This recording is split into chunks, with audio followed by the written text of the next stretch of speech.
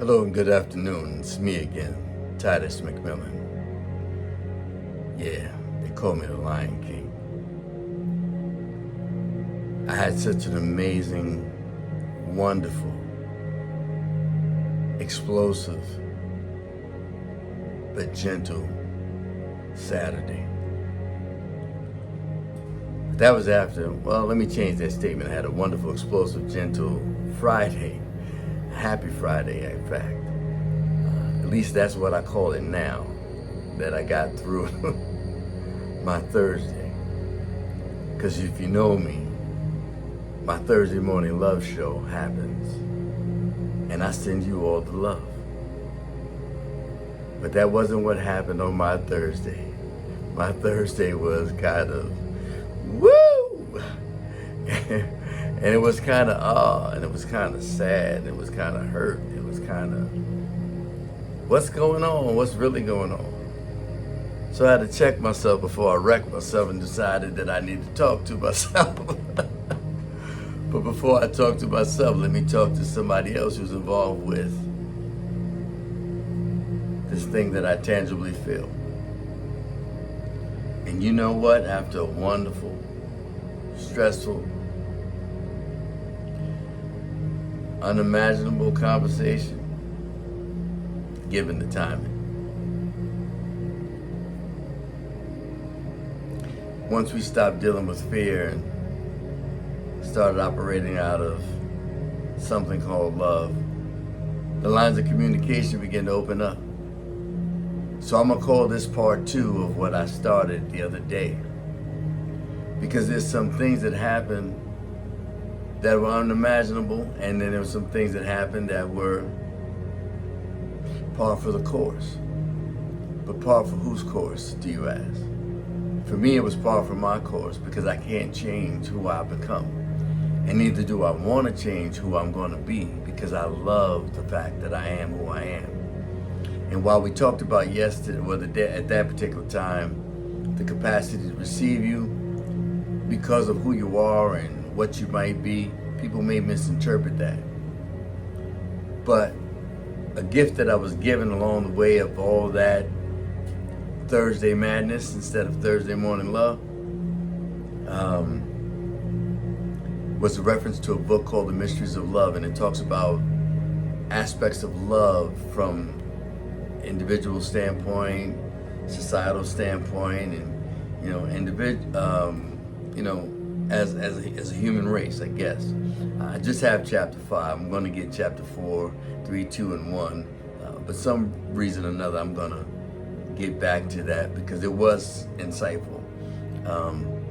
But I had another conversation along the way that I helped to minister to somebody. And we were talking about relationships and the male and the female, and the male not understanding his female, and the female not understanding her male. Because we live in a society now where women dominate mostly of the workforce, but then at the same time they dominate in relationships, and that can be kind of frustrating and confusing, and power struggle that happens and all of that, and it doesn't usually turn out good. So I began to talk to this young lady who is a professional in her own right, sits as the president of a bank, and we talked about vulnerability, we talked about transparency, we talked about your position in relationships and why you may not ultimately want to be in a relationship. It's because we still haven't unpacked the baggage that we brought from another relationship. And ultimately, we're afraid to unpack it because we might have to let go of the individual that is attached to that luggage. I'm a gift giver. That's who I am. And one of the reasons I give gifts away particularly is because no matter what happens in life, I always want you to know that I'm still there, right? And I gave to you before you ever gave anything to me, because I wanted nothing more than a relationship with you, whoever that may be. I've given gifts to my children. I've given gifts to people I meet on the street. I've given gifts to, a lady I didn't even know. We talked about that. And that experience returned something to me that I can't ever forget, or nor do I want to forget. But one of the things I said to her was, most men are not in touch with the female inside of them because they only realize their manhood or their male behavior or dominance. But most men can never tap into and articulate that. Just hold on, because I know people get this misconstrued. And I'll say it this way. If I could articulate yesterday, and I think I said this, I said that you made me feel so much like a lady that I'm comfortable being a man. What does that mean? Well, let me repeat it again. I said, you made me feel so much like a woman that I'm comfortable being a man. And that's a very deep statement. Because most times, well, you'll hardly ever hear a man say that you made me feel like a woman. I'm talking about a heterosexual man, right? One who knows he was born a male and one who operates like a male, and in most cases operates out of the wrong behavior of a male, but not all of them. We're getting better. God help us. We're getting better. But I said this to a female. And what I was saying was, you made it so easy for me to tap into my emotions and the vulnerability of my feminine side, my feminine self, that I was okay being a full-grown man, fully developed and engaged in the relationship that I was having with you at the time. And I was solely focused on your smile with my ability to create it, and at the same time wanted to protect your vulnerability so that you didn't feel uncomfortable because something in you wasn't prepared for the dynamics that this butterfly could blossom or bloom by just simply leaving my cocoon of safety and guardedness, and what happened yesterday and how I felt about the last situation, and I didn't get what I deserved from that. You can't operate from that standpoint, because if you do, you stifle any growth or learning process that you had or could have learned or could use to strengthen your new you. You see, one of the things I let go of is what happened yesterday. Now, I am a carrier. I'm not gonna lie. I'm a carrier. So if I'm hurt yesterday, I might be hurt when I wake up. But usually I try to process it. And if I gotta cry it out, I'm gonna cry it out. And then I'm gonna question the tears. Absolutely. Did you hear me? I said I'm gonna question the tears. Why are you crying? What are these tears really saying? Because you know tears have a voice. And they speak a language. But you have to be sensitive enough to know the language of a tear, because it's a communication factor. And 99.9% of men resist communication because it's complicated and it requires an answer, and then it puts pressure on you to have to be in the moment and at the same time be available, and at the same time be truthful, and at the same time understand that in your truth you may cause yourself some pain. That's in relationships, whether it's your children, your significant other, or your wife or your husband. Conversation is intimate. It does not change. It can be volatile. It can be explosive, which is the wrong kind of communication to happen, and nothing is benefit from it until we take the pain, the fear, and the self-conclusions of, it ain't gonna work, this is not what it is, there's no value in this, I'm not getting anything from this, let's just go. If you do that, you miss the beauty of the image that's supposed to be reflected. What's the image? Well, in relationships and marriages, it's supposed to be the beauty of God's glory, hovering over you, in you, around you, through you, and above you, and beneath you. And sometimes because of human nature and the flesh factor and the soul issues with the soul ties to Mookie, Pookie, Papo, Maria, Sandy, Patty, and Trisha, and you know, there's always going to be an Annabelle in there somewhere. Lord help us with Annabelle, because she crazy. She crazy. But so is Pookie. I digress. Let me come back. When you deal with the issues of communication, you got to remember you're talking to this individual. And the frequency of your voice, if it doesn't match the frequency of her hearing abilities or his hearing abilities, there's a short circuit happening in the heart, which ultimately collapses any transmission to the brain. And then after that, you are guaranteed to have an upset stomach, simply because you failed to hear what was being said, and what was being said wasn't conducive to what you wanted to hear, and because you weren't available to hear the lesson that was taught, because the teacher was someone you were in conflict with. You missed an opportunity to get the best out of that individual and to see the best in you. Why are you sharing this? Well, I'll tell you.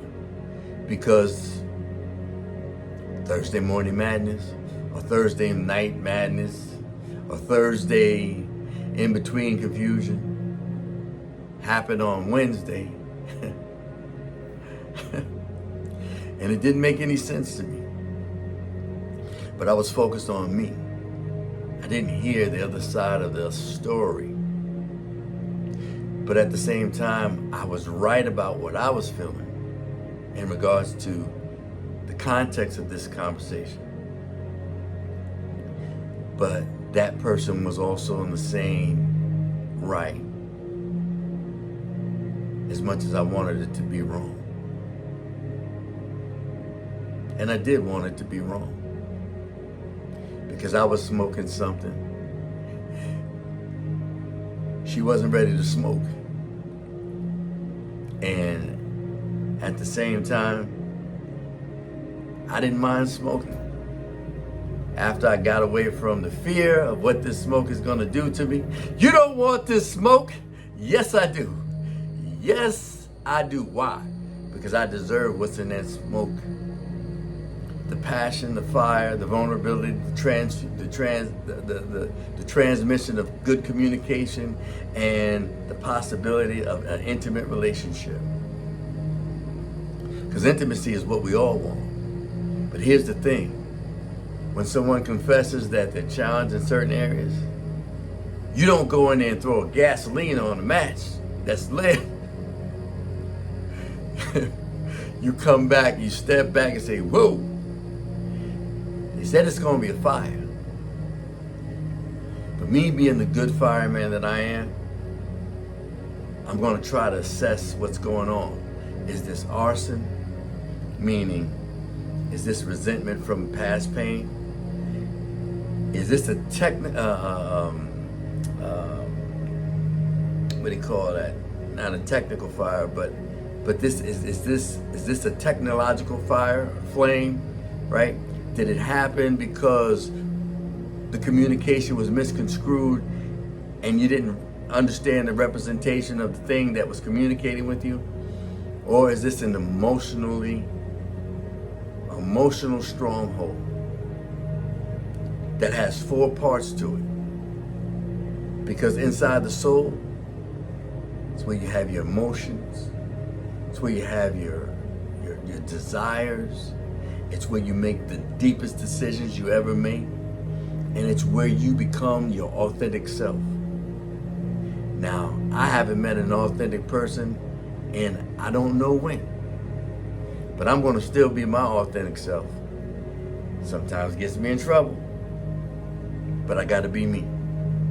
I'm doing better, because I myself, I also had struggles with my emotions, my communication, because I dealt with a lot of abandonment, and I dealt with a lot of poor attachments and attunement in the psychosocial of my family, where we didn't hug, we didn't kiss, we didn't say I love you, we didn't do any of those things.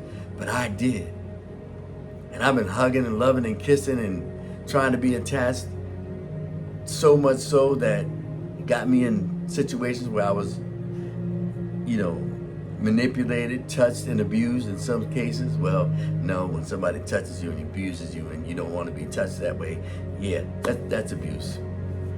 Let's not minimize that fact right there. But what happened was, looking for love in all the wrong places brought me into situations that, yeah, I don't wish that on anybody. But because of the Lord God who healed me, saved me, and set me free, because I came to the well and I had absolutely nothing to draw with. I was desperate. He extended his love, his kindness, his compassion, and he saw me the way I hope you see that I'm seeing you right now. That's why I'm naked and unashamed. I'm going to tell you something you may not have heard in a while, with commitment and earnest. I love you. And there's nothing you can do about it. That's just who I am. I love you. And saying in that, what I'm asking is that you learn how to find the authentic person that you are. Stop trying to be what other people imagine you to be. And just be yourself. And sometimes being yourself, you got to take a risk with another person who's not comparable in the moment to what you desire. And see if there's something worth digging for in the treasure that lies hidden is even valuable in your life. I know I'm valuable because inside of here and inside of this and all this good luscious chocolateness is the freedom to love without limitation. And yes, I'm taking a risk because you,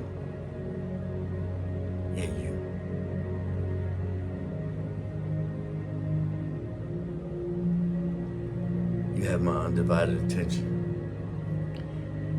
and you have every vulnerable place in me, because I want to be for you everything you imagine.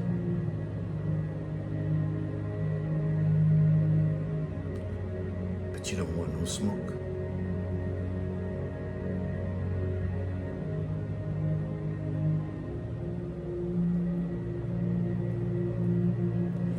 Hear nobody. See, you got to be able to love people without expecting them to love you in return. Although human nature says we want that same thing in return. So I'm not asking you to participate in a loveless situation or a manipulative situation. We ain't even going to talk about manipulation because that was Wednesday night. So leave that right there. But the point I'm trying to make is, when it comes to who you are, be yourself. And the people around you, if they can't accept you for being who you are, it's okay. Shift. Shift. Shift. Shift. Shift. Shift. Shift your position of need and commitment,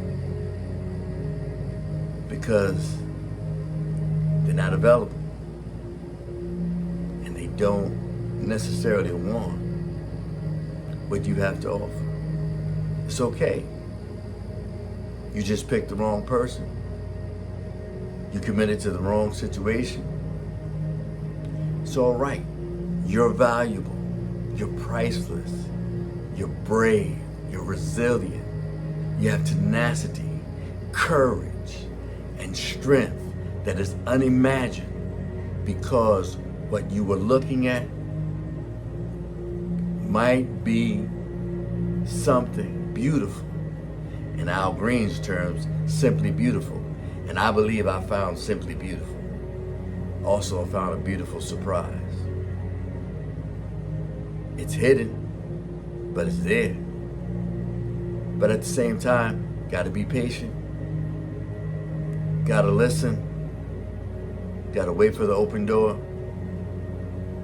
And then you keep loving while they keep resisting.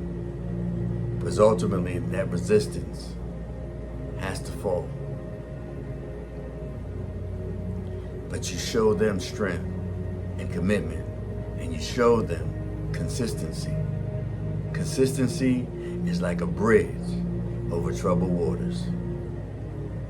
Remember, you can't be intimate with everybody, because everybody ain't meant to be intimate with.